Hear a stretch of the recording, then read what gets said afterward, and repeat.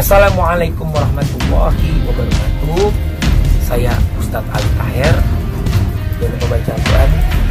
Karena kami Ali Taher, Gunjoy, RCR, masuk. Apakah boleh seseorang diberikan gelar ustaz? Nah, sebenarnya kalau kita memberikan Taher lagi-lagi bikin heboh warganet. Sekarang mantan suami Dewi Persik itu menyebut dirinya sebagai ustaz. Hal itu terlihat dari unggahan terbaru Instagramnya. Ia mengunggah video iklan produknya, namun keterangan videonya membuat heboh. Melalui akun Instagram pribadinya, pria 37 tahun ini justru menyebut bahwa dirinya adalah seorang ustadz. Hal tersebut terlihat jelas dalam unggahan video dirinya mempromosikan usaha barunya, yakni mie ayam Aldi Taher.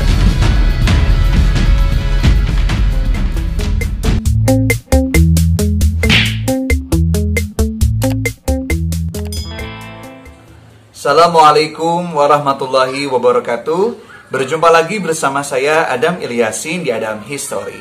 Oke, pada kesempatan kali ini saya akan menjawab beberapa pertanyaan dari sahabat netizen yang sudah masuk dalam komentar video saya. Kemarin saya upload video ini dan ternyata banyak sekali komentar yang bertanya, apakah layak seseorang yang bernama Aldi Taher ini diberikan gelar ustaz? Mari kita akan bahas bersama-sama, Mungkin sebelum kita bahas tentang ustaz, banyak sekali istilah yang digunakan di masyarakat kita untuk orang-orang yang memiliki ilmu agama. Ada istilah ulama, ada istilah kiai, ada istilah habib, dan ada istilah ustaz. Dan keempat dari gelar ini memiliki pemahaman dan arti yang berbeda-beda. Kita akan bahas satu persatu. Yang pertama adalah ulama. Ulama ini diambil dari kata ilmun, yang artinya pengetahuan. Orang yang berpengetahuan dalam bahasa Arab itu artinya alim. Nah, alim kalau dijamakan menjadi al-ulama atau ulama. Nah, ulama itu adalah bentuk jama dari lafaz mufrad alim, yang artinya orang yang memiliki ilmu.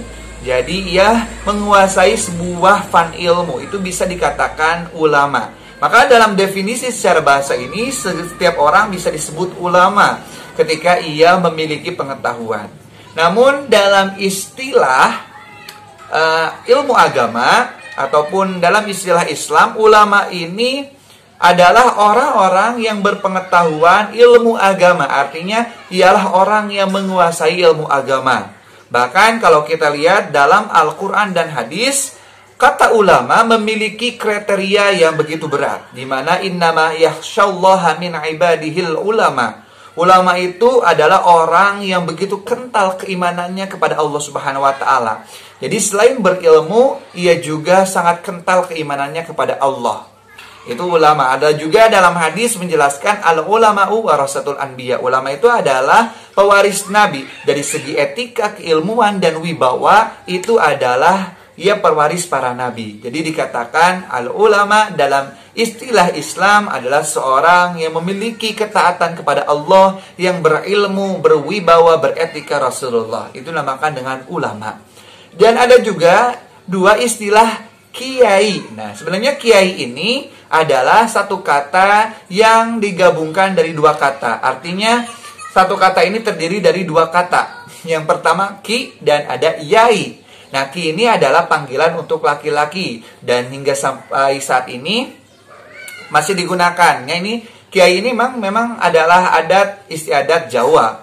Jadi ki untuk panggilan laki-laki. Sedangkan yai ini adalah sebutan atau panggilan untuk segala sesuatu yang memiliki kewibawaan, punya wibawa ataupun kewaksitan. Jadi sesuatu yang dihormati. Jadi selalu dipanggil yai. Nah, lalu digabungkan menjadi kiai. Kiai dalam istilah Jawa ini sebenarnya untuk dipertunjukkan kepada orang yang memiliki wibawa, yang memiliki kewaksitan. Dan bukan hanya untuk panggilan manusia saja seseorang, tetapi kiai juga selalu digunakan untuk benda-benda yang memiliki wibawa ataupun kewaksitan. Itu adat Jawa.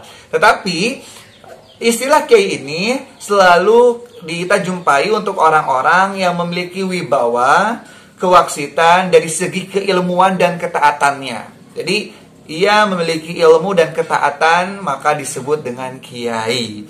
Biasanya baik itu yang memiliki pesantren ataupun yang tidak memiliki pesantren, kiai. Ada juga yang ketiga yang dinamakan dengan Habib. Kalau Habib itu adalah merupakan gelar yang diberikan untuk keturunan Rasulullah SAW dari Sayyidina Ali dan Fatimah Az-Zahra. Sayyidah Fatimah Az-Zahra. Jadi seluruh keturunan Bani Hashim dan Bani Muttalib itu biasanya diberikan gelar Habib. Dan itu juga banyak sekali para habaib di bumi Indonesia ini. Mereka adalah keturunan dari Rasulullah SAW, dari Sayyidina Ali dan Fatimah Az-Zahra. Dan untuk selanjutnya ada istilah ustaz. Ini yang sedang kita akan bincang-bincang. Ustaz ini adalah sebenarnya ini merupakan kata serapan dari versia yang artinya adalah pengajar. Jadi orang yang mengajar. Istilah ustaz dalam adat Timur Tengah ini, apalagi di Mesir, ini diperuntukkan untuk orang-orang yang berada di level paling tinggi, setara dengan profesor. Jadi ustaz ini digunakan untuk gelar profesor. Artinya seseorang yang sudah level tinggi, sudah mengarungi level paling tinggi ustaz ini. Jadi kalau dalam adat Timur Tengah ini, ustaz ini adalah seseorang yang sudah sangat luar biasa, kalau bisa menguasai 12-18 fan ilmu. Fan tauhidnya, fan fikihnya, fan ilmu bade, ma'ani, bayanahu. Semuanya sudah dikuasai, baru bisa mendapatkan titel ustaz. Itu dalam adat istiadat Timur Tengah ya. Tetapi tentunya ustaz juga kalau digunakan di Indonesia, ini bukan hanya untuk orang-orang yang memiliki gelar tinggi. Seorang pun yang sudah bisa mengajar, baik itu di madrasah ataupun di pesantren, sudah diberikan gelar ustaz ya. Diberikan gelar ustaz. Bisa mengajar, itu bisa digelar ustaz. Apakah boleh seseorang diberikan gelar ustaz? Nah sebenarnya kalau kita memberikan gelar ustaz untuk seorang yang mengajar, yaitu sah-sah saja. Tapi tetap kita jangan menghilangkan makna aslinya, bahwasanya seorang ustaz itu adalah orang yang mumpuni dalam keilmuannya gitu. Jadi tidak serta-merta ketika seorang sudah bisa berdakwah, sudah bisa berbicara di depan umum, menasihati orang, lalu kita bisa menyebut dia sebagai ustadz. Nah, tidak semerta-merta seperti itu gitu. Jadi ada aturannya, ada makna aslinya yang harus dijaga. Seorang ustadz itu memiliki pengetahuan yang begitu luas, bukan hanya bisa berdakwah, berbicara di depan orang, menasihati orang, lalu bisa disebut ustadz seperti itu. Jadi jangan sampai menghilangkan makna aslinya, ya. Sekarang terserah kalian apakah Mas Aldi Taher ini layak disebut ustadz ataupun tidak. Kita akan kembalikan kepada netizen. Saya hanya menjelaskan kriteria-kriteria bagaimana ulama, bagaimana kiai, bagaimana habib, dan bagaimana ustadz. Oke, semoga bermanfaat. Billahi taufiq wal hidayah. Wassalamualaikum warahmatullahi wabarakatuh.